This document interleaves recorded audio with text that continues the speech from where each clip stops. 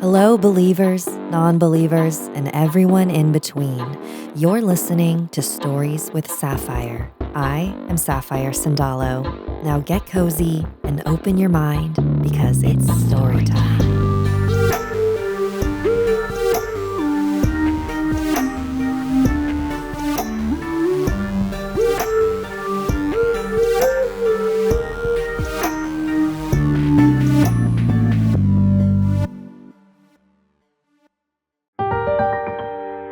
The Matamoros Cult Killings, submitted by Michael. Hello, Sapphire. Your recent Just for Chills episode, His Last Prayer, was so good, and being based on a real event, it sort of reminded me of a real life event that happened to me. Now, this is kind of dark and has a dark ending. I'm not sharing this story to be on your podcast. Besides, it's not paranormal in any way. It's just one of those things that happened that I need someone other than family to hear and know. The year was in 1986. I had just started junior high, 6th grade. It was the beginning of October. I lived, and still live, on the same street, the same house as back then, the same small town in West Texas. October has always meant the local air show was in town. The Webb Air Force Base used to be here in my town, but closed down in the 1970s. We lived, and still live, in what used to be the officers' housing. Just across the street from where I live is the runway, the helipads, the place where all the aircraft parked. So when the air shows come around, we don't even have to go to the event. We can watch from our front yards. This was what I was doing that one Saturday morning. My little nephew and I were watching all the cool airplanes fly around from our driveway as we sat on my dad's truck tailgate. At noon, my dad called us inside to eat. My little nephew went in, but I wanted to see the huge C-130 come in for its landing, so I stayed watching. My attention was pulled away from the skies by a loud clunking. I looked down to see an old, junky truck had pulled up in front of me. In the driver's seat was a Mexican man wearing a dirty cowboy hat and red Western plaid shirt. His glasses were thick and made his eyes look huge. The other eye had a patch on it. Yep, like a pirate eye patch. To top it off, he had a hook for a right hand, like Captain Hook. He stuck his head out his open window. "Hey there, any houses in the area for rent or sale?" I shook my head no. He stared at me for a minute. Without taking my eyes off him, I slowly reached for my dad's tire iron. The man looked up and down the street and then smiled at me. "Why don't you get in and help me find one?" I raised the tire iron in my hand and heavily mad-dogged this guy. I heard the click of his door handle as he swiftly got out of his truck and stepped toward me. I jumped down to the street and got ready to fight. Yes, I was 13 years old, but I was not about to get kidnapped. We both stopped when we heard a loud door shut from 2 houses down. My 6-year-old cousin, Joey, had just come out. He had been eating lunch with the rest of our family. Before I could get his attention, the man had already climbed back in his truck and was now stopped next to Joey, talking to him. I couldn't hear what he was telling him as I bolted over, shouting Joey's name. By the time I reached the truck, Joey was opening the passenger door. "I'm just going to help my dad's friend really quick," he said to me, but I shouted no and grabbed him, which caused him to fall to the street. I slammed the passenger door and smashed the side of the truck with the tire iron. Poor confused Joey was now screaming and crying on the street.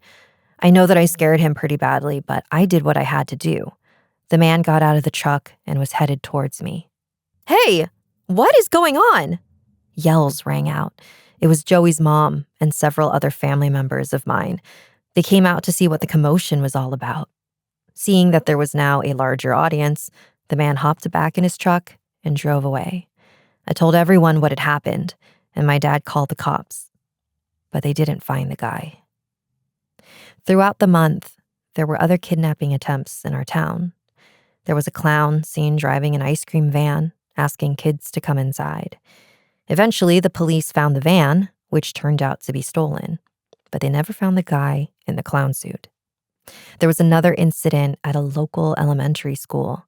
This policewoman went in and informed the principal that she needed to take this child in to the police department for questioning. That wasn't normal protocol. The principal would have to call a parent or legal guardian first. The parents had to come to the school, and then they go in for questioning. The principal told the policewoman that he was going to have to call the police department to get all the facts straightened out. That's when she ran out to her car and sped off. The stolen police car was found about an hour later. The uniform she was wearing was legit, but stolen from a local cleaner's. The word was out fast. A group of people were kidnapping children.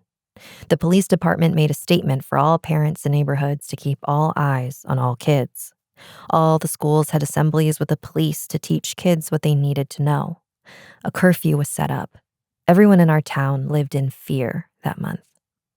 Eventually, we learned what was going on.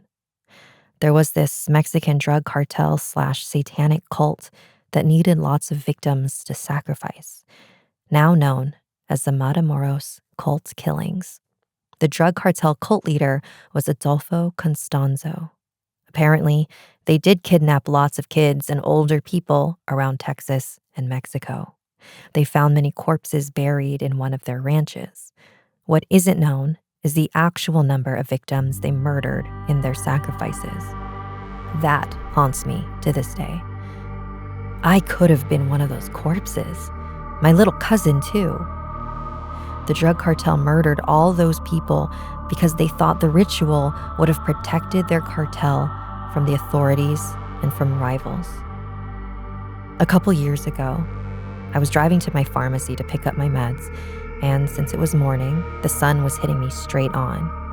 I almost got in a wreck because a truck crossed in front of me. I couldn't see it because of the sun. I slammed on the brakes. When I leant out my window to shoot an apology glance to the driver, I saw that he was an old man with thick glasses and an eye patch. We sat there, staring at each other. He drove off slowly, and I stayed there watching as he drove away until the person behind me honked me back to reality. I'm sure you have little nieces, nephews, and cousins, Sapphire. Teach them well about strangers. Teach them about always using the buddy system. Thank you for sharing this, Michael. Absolutely horrifying. I had never heard of the Matamoros cult killings, so I read a little bit about it. So apparently the cults had sacrificed at least 20 people and had gotten away with these murders because most of the victims were sex workers or unhoused.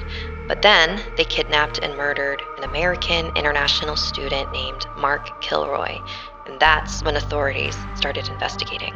Also, Michael, originally in the story you said they worshipped Santa Muerte, but I changed that. Firstly, because I couldn't find anything online that suggested the cults were actually Santa Muerte devotees. And secondly, it wouldn't make sense because Santa Muerte doesn't want human sacrifices because she's the one who decides when we die. So it's kind of insulting to kill someone in her name. So I wanted to put that out there because Santa Muerte is already an incredibly misunderstood deity. I couldn't find anything about the other incidences that you mentioned with the clown and the policewoman, but I also understand that as a local, you probably heard way more than what was actually being shared on the actual news. So that does make me wonder, what else was going on that hasn't been documented, which is also really scary.